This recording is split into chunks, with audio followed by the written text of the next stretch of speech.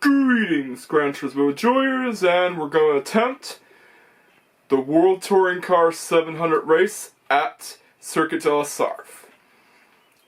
World Touring Car 700 at Circuit De La Sarthe is known by many to be one of the easiest races in Gran Turismo 7. All because of changing weather and how easy it is to get past all the opponents. I mean, most of the field, if not all the field, drives GR4 racing cars, which aren't the fastest. So, you might be wondering, can you beat World Touring Car 700 by using Vanzilla, aka the Loud family's personal method of transport? Yeah, the Loud family's van. So, I wanted to challenge myself by beating World Touring Car 700 by using a vehicle that is known to be hard to control and very slippery to handle. And it doesn't even have good braking. But still, you can beat World Touring Car 700 Circuit De La Sarthe with any vehicle as long as it's below the 700 pp limits. So, let's strap ourselves in and get all of the Loud kids to victory, because we are going to try to beat Circuit De La Sarthe World Touring Car 700 with Vanzilla. Alrighty, here we go. No, not that version of Vanzilla. That one's too modern. It's from 2016, and yes, I know the Loud House first came out in 2016 and the pilot episode was released before that, but it's too modern. I want something that's more old-fashioned. Now that's more like it. Now this is the one that got all the votes, and for good reason. Because it's the closest that you're gonna get to Vanzilla in Gran Turismo 7, unless if Polyphony Digital decides to add the Dodge A100 in later updates, but it's highly unlikely considering that it's not that popular in Japan and it doesn't have that much demand for it. And the Dodge Ram van is just more popular with Japanese culture because of the Dajiban competitions. And Dajiban's a thing in Japan. But anyways, let's get ready. Our goal here is simple. Try to beat World Touring Car 700 by using Vanzilla. And I'm here to also get a clean race bonus. So yeah, we have to get a clean race bonus. And my strategy here is to use fuel map 6 on the corners and fuel map 1 on the straights. That way, I can run as long as I can.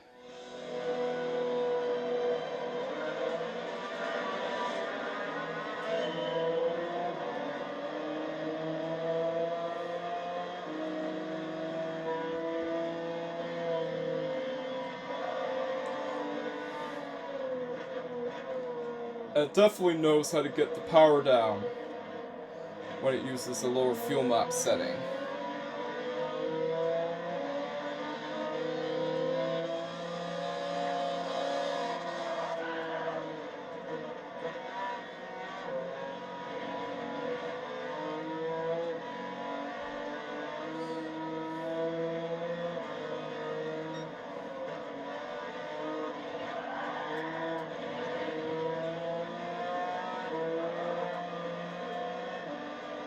Yeah, I'm trying to nurse the tires as much as I can.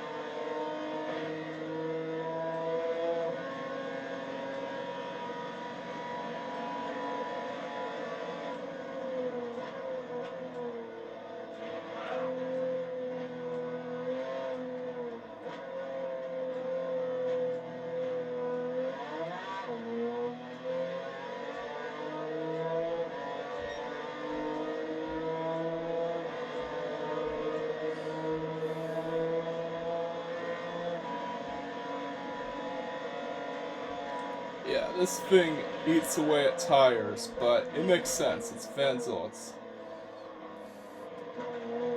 It's not the best on tire life, and I can see why it uses double-tread tires, because it is hard on tires. And you also have to watch out for handling. It has the turning radius of a cruise ship. Again, that makes sense. It's not supposed to be a racing vehicle. It's supposed to be a vehicle that's supposed to carry as many people as it can. Yeah, it's supposed to be the Loud family's main method of transportation, not a racing vehicle. Here we are.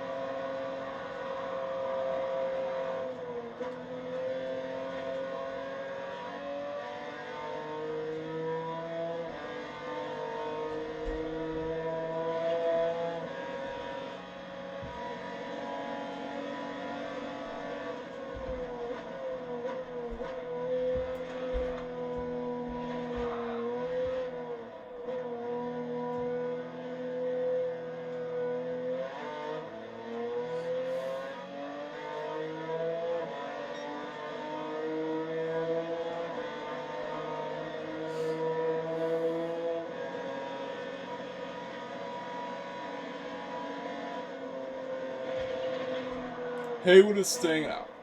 Yeah, he's staying out.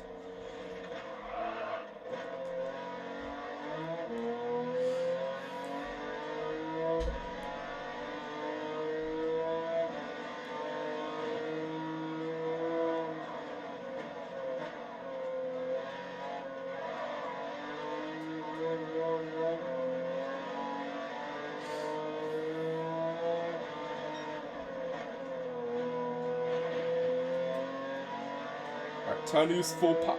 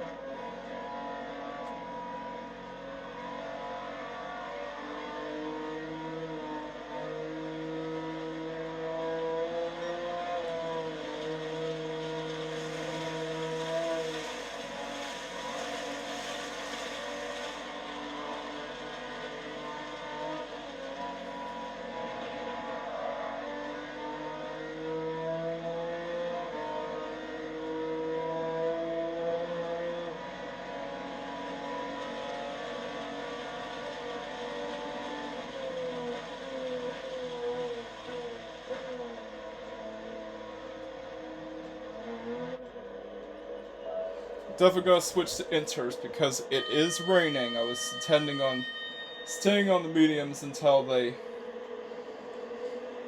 need to be changed, but we're gonna have to go with the inters, just in case. Yeah, fuel map 6 for the corners and fuel map 1 for the straights. Same strategy.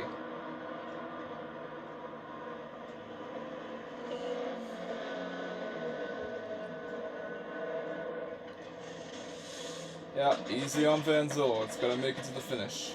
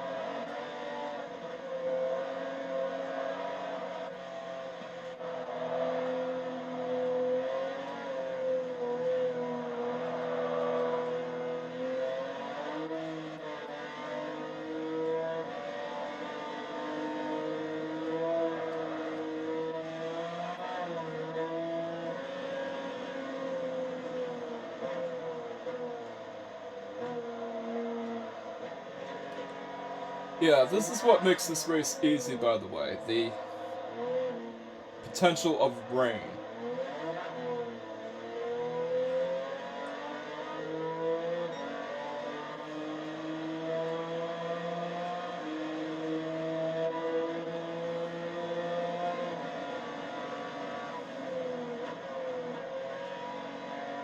Yeah, and the opponents slow down really well. Yeah, slow down. Yeah, they slow down a lot when it starts to rain.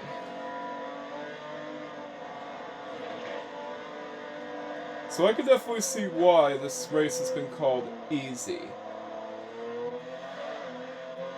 But I wanted to challenge myself by trying to beat it by using Vanzilla, and this race actually took me several tries, by the way, because of how RNG dependent this race is.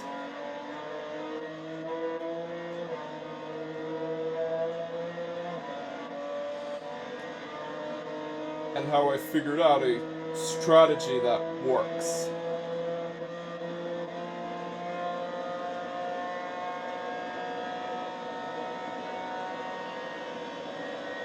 You've got mail. Yeah, it's just my phone.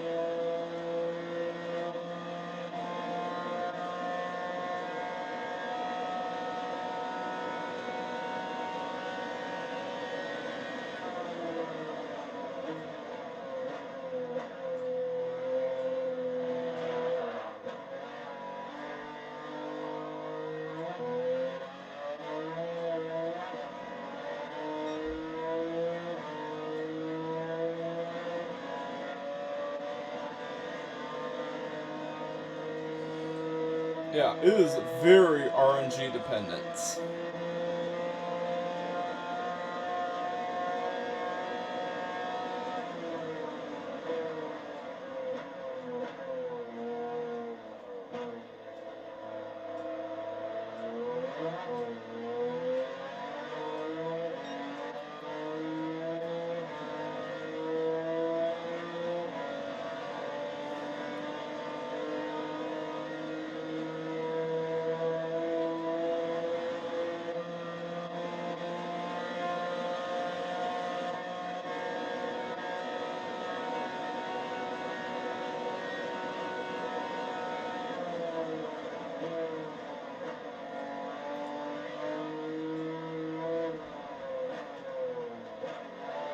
See, look at that. Got a 40-second lead gap already.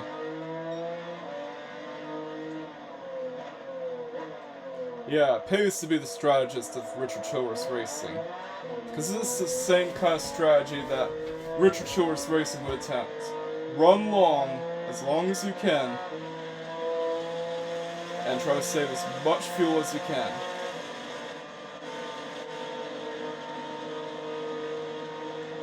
Yeah, sometimes it rains for the second time in a row.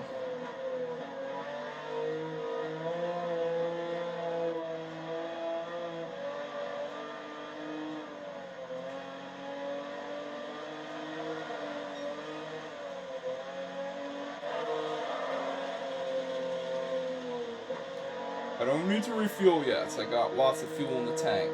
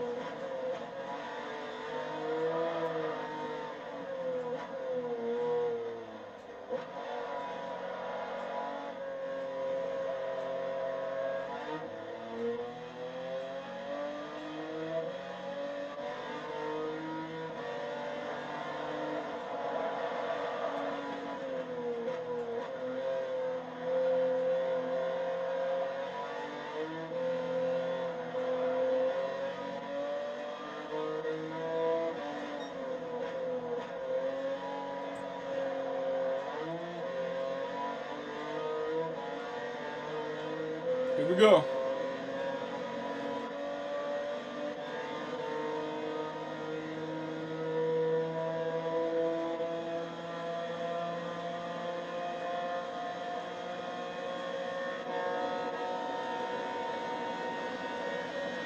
Yeah, the challenge here is to try to mess around with the fuel map. Because it does not have enough fuel to make it to 2 laps on its default setting, which is full power. So I have to mess around with the fuel map to get as much fuel as I can out of it. Because this thing drinks fuel, and yeah, that makes sense. It's Vanzilla. It's supposed to be a gas guzzler.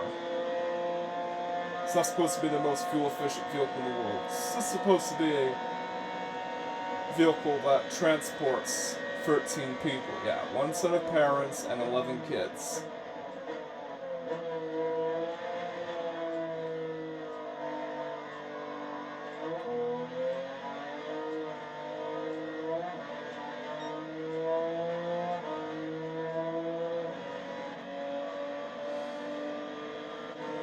And we got a lot of money on the line.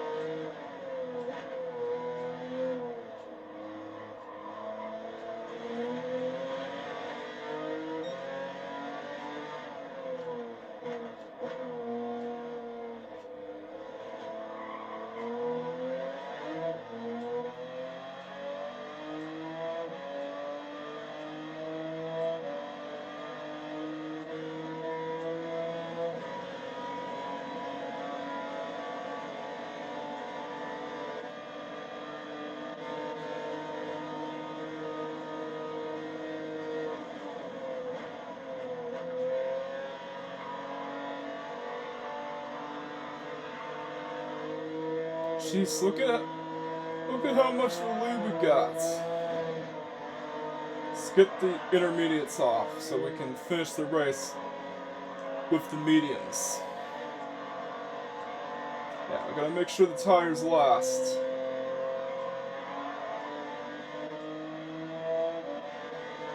Gotta finish on the tires that we start with.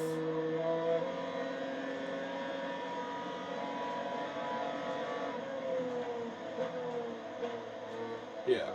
Well, unfortunately, the pit road is as wet as Charlotte in 2024. Yeah, remember the 2024 Coke 600? It was so wet that even the jet dryers can't dry it because of the humidity. So we have to be careful about pit road because, yeah, it's still as wet as the 2024 Coke 600. While the track is dry enough to accommodate the mediums. Here we go. Let's get to the finish line. No turning back.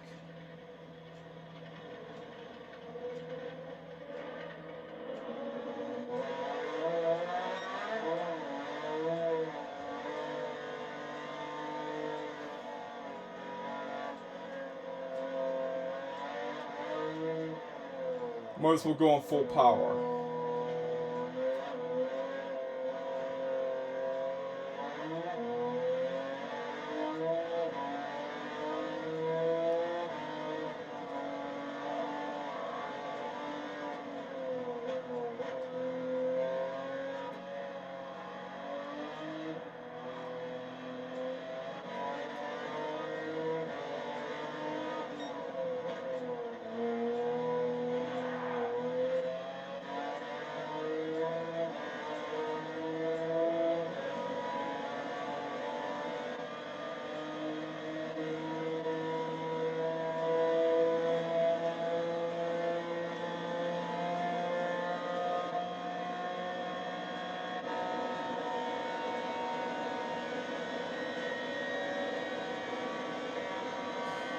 Yeah, we attempted a Ferrari strat. Yeah, pit on the last lap and hope for the best. But this time, the Ferrari strat might actually work.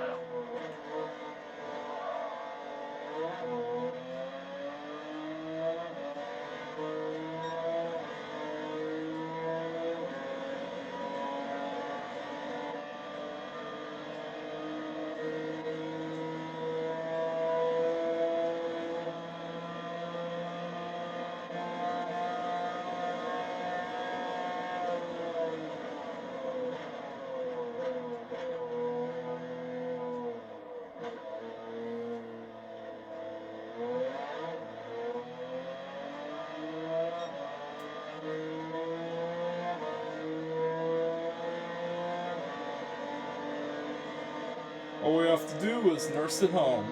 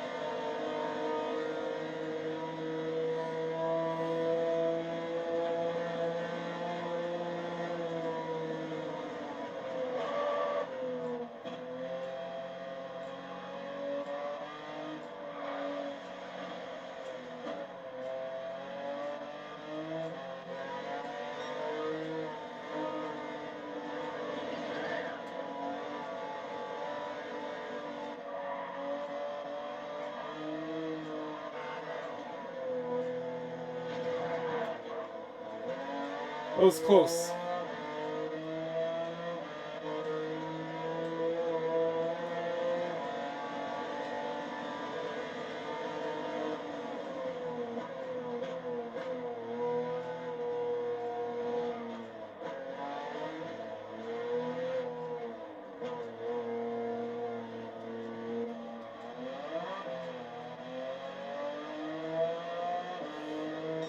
And there you have it.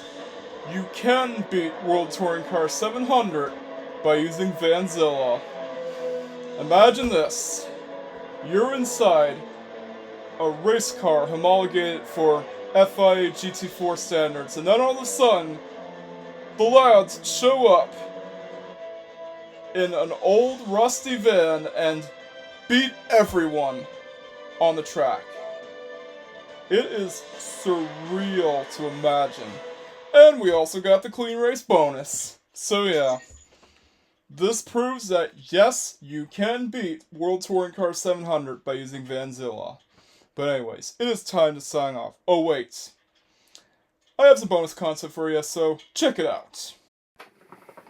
Greetings F1 enjoyers, and welcome to this year's Miami GP. F1 is back, everyone. After 2 races got cancelled due to current world events and current world affairs, this is the 4th Formula 1 race of the season. But anyways, this year's Miami GP begins with a formation lap to get to the grid, and Verstappen and Antonelli battling for the lead. Chaos ensues in the first corner. Leclerc takes the lead after a huge incident occurred. Ah crap. Verstappen has damage done to the wing as he had contact with other drivers. Russell gets past Piastri for 4th. In the back straight, Leclerc deploys active aero. Leclerc and Antonelli battle for the lead. Holy crapper! Antonelli gets past Leclerc for the lead. Leclerc retakes the lead, and yeah, some people criticize that it is quote-unquote artificial passing. Where have I heard that before? Yeah, back in 2011 when DRS was introduced. Colapinto also gets investigated by the stewards for causing a collision. Isaac Hajar gets into the wall, and the race gets yellow flagged. Gasly also got into the tire barrier. Holy crapper! This is all going on at the same time. Because of this anomaly, the safety car had to be deployed.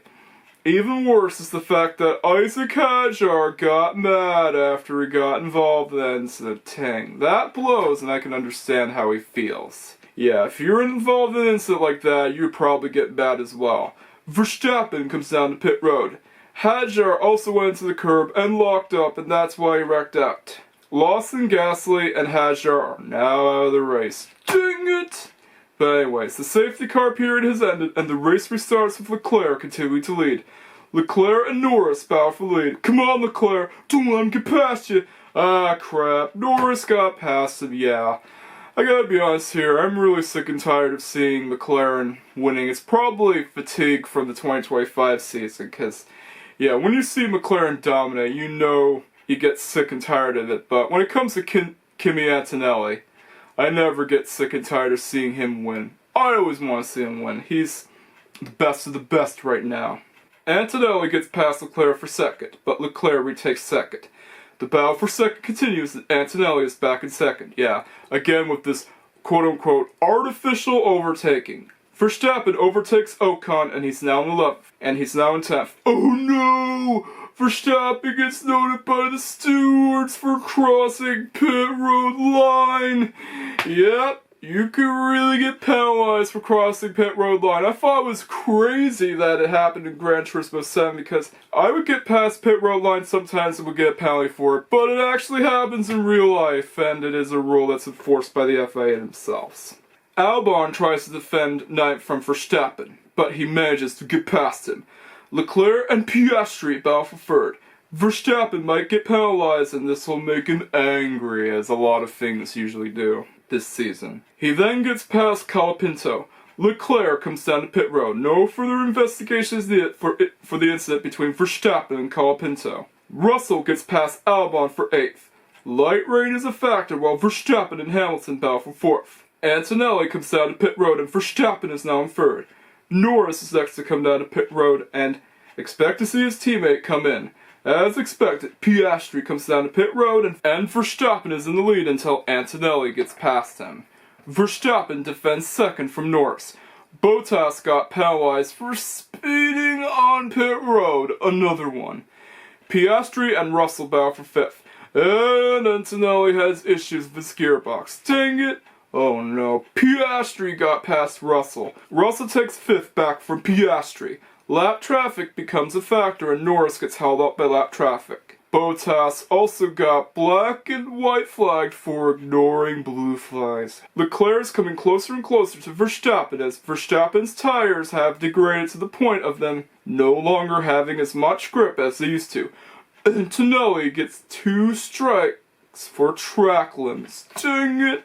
Leclerc gets past Verstappen, and there goes that podium finish, but Verstappen defends. Leclerc gets 3rd back from Verstappen, and a brief yellow flag appears. Verstappen is now in danger of losing 4th to Piastri. Piastri then uses active aero and manages to get past him. With 7 to go, Antonelli continues to lead. Piastri is coming closer and closer to Leclerc while Verstappen defends 5th from Russell. Russell gets front wing damage done to his car, and Norris has rear wing issues. On the final lap, Leclerc lost 3rd to Piastri. Ah, crap. And he loses control. Antonelli is on his way to winning the 3rd race of the season, and just like that, Kimi Antonelli wins the 3rd race of his F1 career and holds on to the championship lead. Russell's front wing drags in the ground, but he still holds on to 4th. I'm just glad that Charles Leclerc avoided a race-ending accident. As expected, we get the driver interviews, driver talk with the cooldown room, and the winning driver's national anthem that gets played during the podium. In my opinion, the 2026 Miami GP gets an 8 out of 10. It's not nearly as good as Antonelli's other wins, but it's still great to see him win regardless, and yeah, I kinda got disappointed that Leclerc and Russell didn't get podium finishes. Oh well. At least they still got some good results. But anyways, yeah. As long as Antonelli is winning, I'm not complaining. It's also great to see him win to honor the legacy of Alex Zanardi. But anyways, it is time to sign off. Thank you for watching. If you like this video, then you know what to do. Don't forget to like, comment, subscribe, and hit that notification bell just in case I haven't already done so. Catch you guys next time, and peace out.